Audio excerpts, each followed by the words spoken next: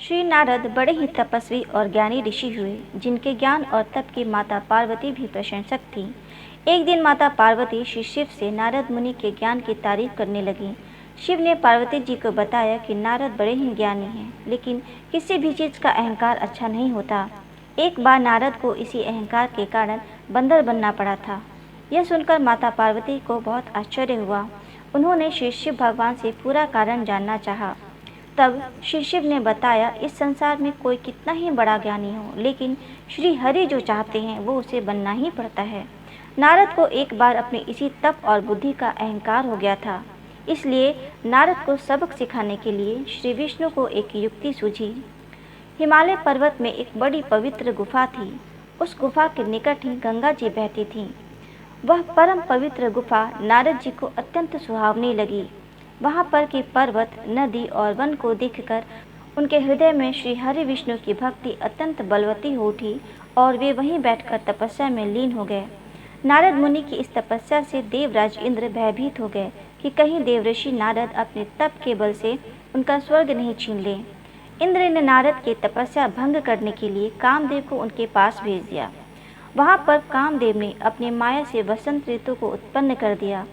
पेड़ और पत्ते पर रंग बिरंगे फूल खिल गए, कोयल कूकने लगी और भौरे गुंजार करने लगे। कामाग्नि को भड़काने वाली शीतल मंद सुगंधित हवा चलने लगी। रंभा आदि अप्सराएं नाचने लगीं, किंतु कामदेव की किसी भी माया का नारद मुनि पर कुछ भी प्रभाव नहीं पड़ा। तब कामदेव को डर सताने लगा कि कहीं नारद मुझे शाप न दे दें, इसलिए उन्होंने श्री नारद से क्षमा मांगी। नारद मुनि को थोड़ा भी क्रोध नहीं आया और उन्होंने कामदेव को क्षमा कर दिया। कामदेव वापस अपने लोक में चले गए।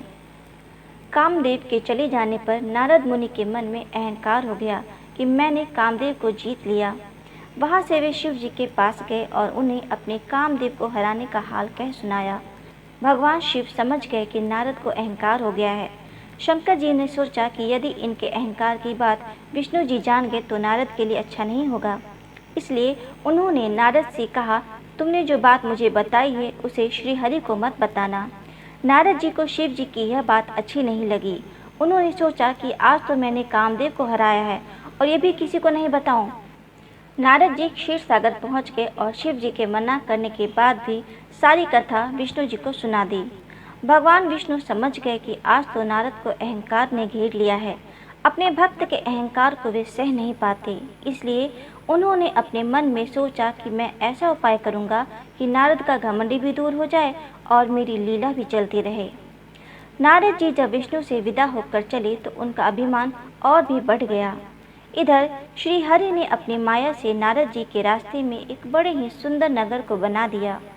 उस नगर में शीलनिधि नाम का वैभवशाली राजा रहता था। उस राजा की विश्व मोहिनी नाम की बहुत ही सुंदर बेटी थी, जिसके रूप को देखकर लक्ष्मी जी भी मोहित हो जाएं। विश्व मोहिनी स्वयंवर करना चाहती थी, इसलिए कई राजा उस नगर में आए हुए थे। नारद जी उस नगर के राजा के यहाँ पहुँचे तो राजा ने उनका पूजन करके उन्हें आसन पर बैठाया। फिर उनसे अपनी कन्या की हस्तरेखा देखकर उसके गुण दोष बताने के लिए कहा। उस कन्या के रूप को देखकर नारद मुनि वैराग्य भूल गए और उसे देखते ही रह गए। उस कन्या की हस्तरेखा बता रही थी कि उसके साथ जो विवाह करेगा वह अमर हो जाएगा, उसे संसार में कोई भी जीत नहीं सकेगा और संसार के समस्त जीव उसकी सेवा करेंगे। यह बात जानकर नारद मुनि ने राजा को नहीं बताई और राजा को उन्होंने अपनी ओर से बनाकर कुछ और अच्छी बातें कह दी। अब नारद जी ने सोचा कि कुछ ऐसा उपाय करना चाहिए कि यह कन्या मुझसे ही विवाह करे। ऐसा सोचकर नारद जी ने श्रीहरि को याद किया और भगवान विष्णु उनके सामने प्रकट हो गए। नारद जी ने उन्हें सारी बात बताई और कहने लगे, हे नाथ, आप मुझे इतना सुंदर रूप दे दो ताकि मैं उस कन्या से विवाह कर सकूं। भगवान हरि ने कहा, हे नारद, हम वही करेंगे जिसमें तुम्हारी भलाई हो। यह सारी विष्णु जी की ही माया थी। विष्णु जी ने अपनी माया से नारद को बंदर का रूप दे दिया। नारद जी को यह बात समझ में नहीं आई। वो समझे कि मैं बहुत सुंदर लग रहा हूँ। वहाँ पर छिपे हुए शिव जी के 2 गणों ने भी इस घटना को देख लिया। ऋषिराज नारद तत्काल विश्व मोहिनी के स्वयंवर में पहुँच गए और साथ ही शिव जी के वो दोनों गण भी ब्राह्मण का रूप बनाकर वहाँ पहुँच गए। वे दोनों गण नारद जी को सुनाकर कहने लगे कि भगवान ने इन्हें इतना सुंदर रूप दिया है कि राजकुमारी सिर्फ इन्हीं पर ही रिझेगी। उनकी बातों से नारद जी मन ही मन बहुत खुश हुए। स्वयं भगवान विष्णु भी उस स्वयंवर में एक राजा का रूप धारण कर आ गए। विश्व मोहिनी ने कुरूप नारद की तरफ देखा भी नहीं और राजा रूपी विष्णु के गले में वरमाला डाल दी। माया के कारण नारद मुनि की बुद्धि नष्ट हो गई थी। राजकुमारी द्वारा अन्य राजा को वरमाला डालते देख वे परेशान हो उठे। उसी समय शिव जी के गणों ने ताना कसते हुए नारद जी से कहा, जरा दर्पण में अपना मुंह तो देखिए। मुनि ने जल में झांककर अपना मुंह देखा और अपनी कुरूपता को देखकर गुस्सा उठे। गुस्से में आकर उन्होंने शिव जी के उन दोनों गणों को राक्षस हो जाने का शाप दे दिया। उन दोनों को शाप देने के बाद जब मुनि ने एक बार फिर से जल में अपना मुंह देखा तो उन्हें अपना असली रूप फिर से मिल चुका था।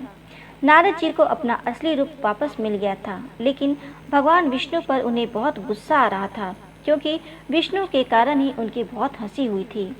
वे उसी समय विष्णु जी से मिलने के लिए चल पड़े। रास्ते में ही उनकी मुलाकात विष्णु जी से हुई, जिनके साथ लक्ष्मी जी और विश्व मोहिनी भी थी। उन्हें देखते ही नारद जी ने कहा, आप दूसरों की खुशियाँ देख ही नहीं सकते हो। आपके भीतर तो ईर्ष्या और कपट ही भरा हुआ है। समुद्र मंथन के समय आपने श्री शिव को बावला बनाकर विष और राक्षसों को मदिरा पिला दिया और स्वयं लक्ष्मी जी और कौस्तुभ मणि को ले लिया। आप बड़े धोखेबाज और मतलबी हो, हमेशा कपट का व्यवहार करते हो। हमारे साथ जो किया है उसका फल जरूर पाओगे। आपने मनुष्य रूप धारण करके विश्व मोहिनी को प्राप्त किया है, इसलिए मैं आपको शाप देता हूँ कि आपको मनुष्य का जन्म लेना पड़ेगा।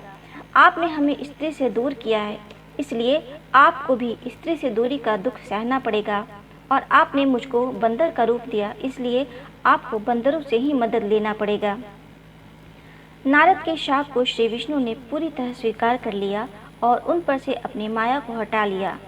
माया के हट जाने से अपने द्वारा दिए गए शाप को याद करके नारद जी को बहुत दुख हुआ, किंतु दिया गया शाप वापस नहीं हो सकता। इसलिए श्री विष्णु को श्री राम के रूप में मनुष्य बनकर अवतरित होना पड़ा। शिव जी के उन दोनों गणों ने जब देखा कि नारद अब माया से मुक्त हो चुके हैं, तो उन्होंने नारद जी के पास आकर और उनके चरणों में गिरकर कहा कि हे मुनिराज, हम दोनों शिव जी के गण हैं। हमने बहुत बड़ा अपराध किया है, जिसके कारण हमें आपसे शाप मिल चुका है। अब हमें अपने शाप से मुक्त करने की कृपा करें। नारद जी बोले, मेरा शाप झूठा नहीं हो सकता, इसलिए तुम दोनों रावण और कुंभकर्ण के रूप में महान ऐश्वर्यशाली बलवान तथा तेजवान राक्षस बनोगे और अपनी भुजाओं के बल से पूरे विश्व पर विजय प्राप्त करोगे। उसी समय भगवान विष्णु राम के रूप में मनुष्य शरीर धारण करेंगे। युद्ध में तुम दोनों उनके हाथ से मारे जाओगे और तुम्हारी मुक्ति हो जाएगी।